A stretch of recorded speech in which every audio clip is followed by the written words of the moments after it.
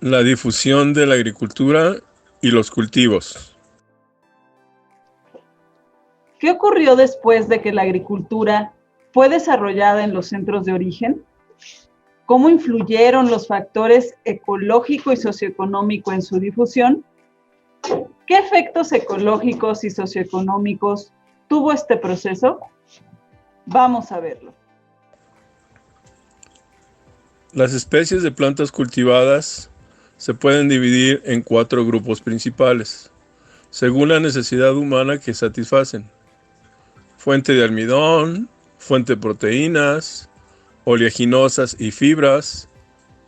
¿Qué pasaba cuando en una región no había plantas silvestres que domesticar de uno de estos grupos?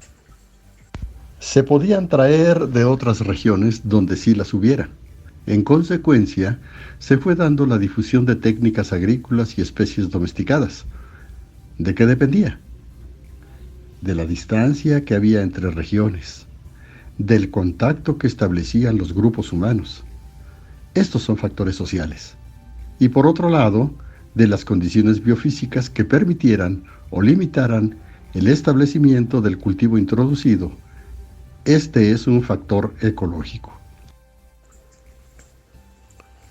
Algo muy interesante que señala la evidencia arqueológica respecto a la habilidad ecológica de los cultivos es que la difusión de la agricultura ocurrió más rápidamente a lo largo de los ejes este-oeste, ya que al estar en latitudes semejantes, comparten días y estacionalidades parecidas.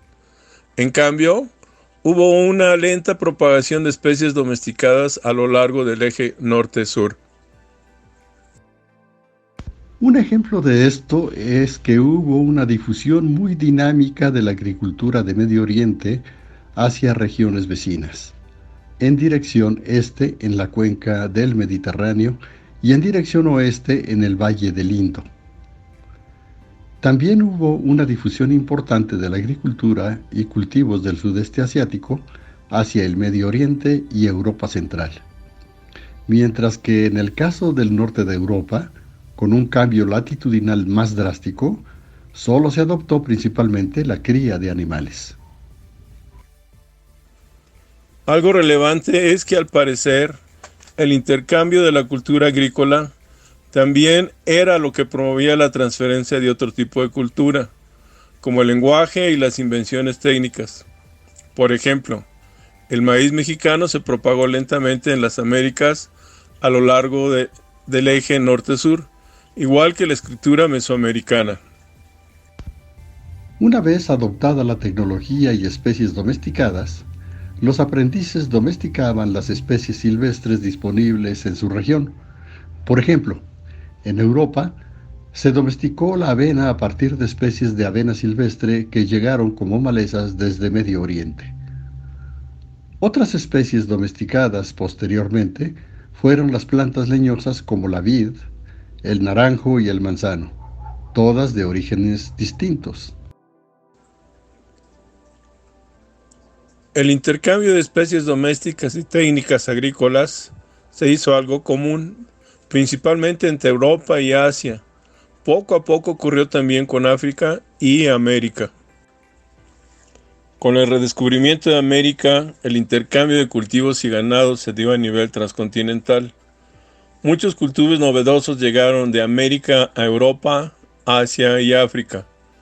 Plantas como el maíz, la papa, los pimientos, el jitomate, el algodón y la calabaza, que posteriormente formaron parte de la dieta cotidiana de la gente del Viejo Mundo.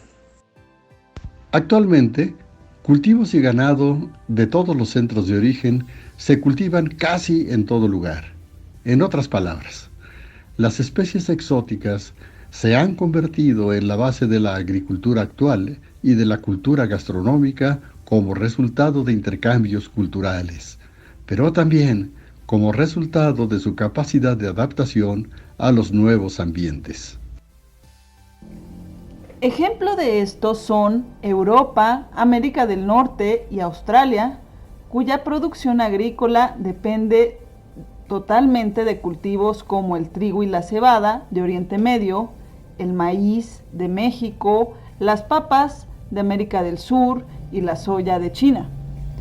Otro ejemplo es África, donde el 80% de la producción agrícola está basada en cultivos importados, como el maíz de México, la mandioca de América del Sur, el banano del sudeste asiático. En consecuencia, hoy ocurre lo que podemos definir como un proceso de globalización agrícola. En resumen, hemos visto que las plantas cultivadas cumplen con diferentes funciones y que éstas podían ser intercambiadas entre centros de origen y de extensión. También revisamos los procesos de difusión de cultivos como resultado de factores ecológicos y socioeconómicos. Vimos que el resultado de esa difusión e intercambio es que actualmente ocurre una producción agrícola global basada en cultivos exóticos.